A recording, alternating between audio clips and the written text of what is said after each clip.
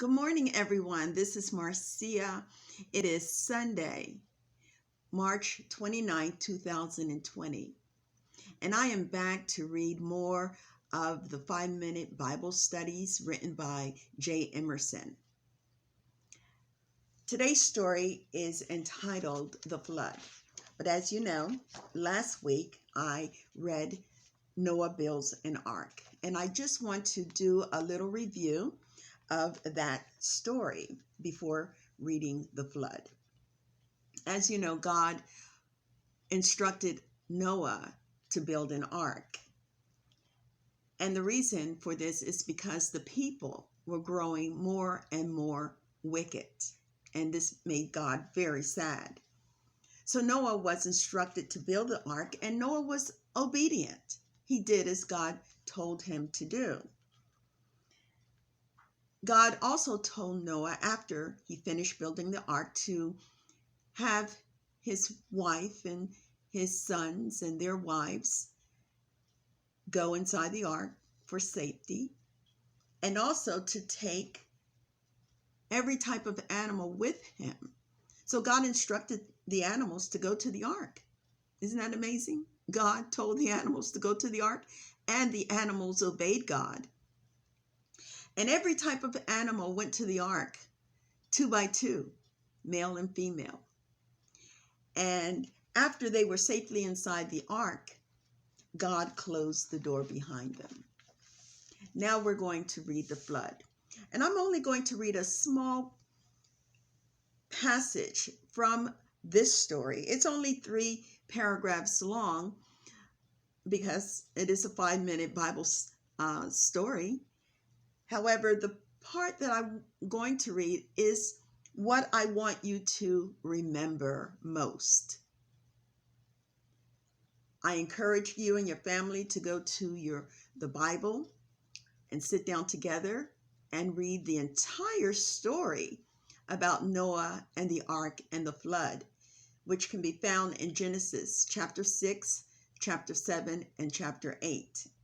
And of course, there's more that follows after chapter 8, but specifically about the ark, the building of the ark and the flood, you can find that in Genesis chapter 6, 7, and 8.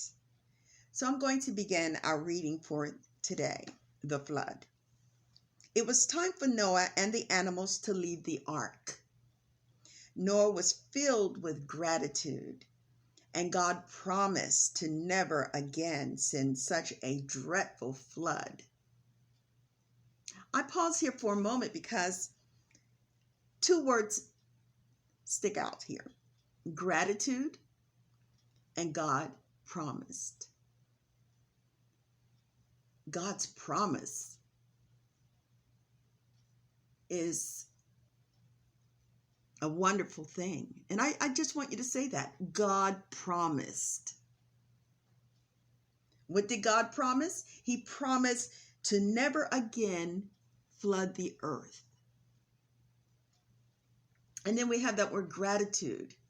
Aren't you thankful to God that He made such a promise?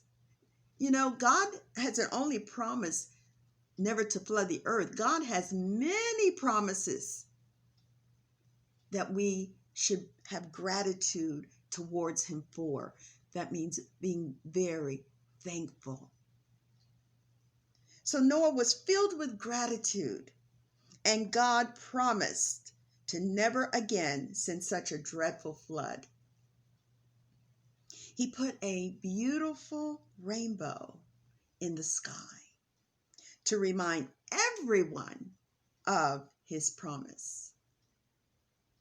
I'm going to read that again. He, meaning God, put a beautiful rainbow in the sky to remind everyone of His promise. Everyone, you, me, everyone around the world is reminded that God promised never to flood the earth again. So when you look up in the sky After it has rained, most times we see a beautiful rainbow. When you look up in the sky and you see that rainbow, can you say, "Thank you, God, for your promise"? Thank you, God, for your promise never to flood the earth again. That is what the rainbow means. It's a promise from God. Next time, I'll be reading the story entitled The Tower of Babel. Until then, I hope you have a wonderful Sunday afternoon.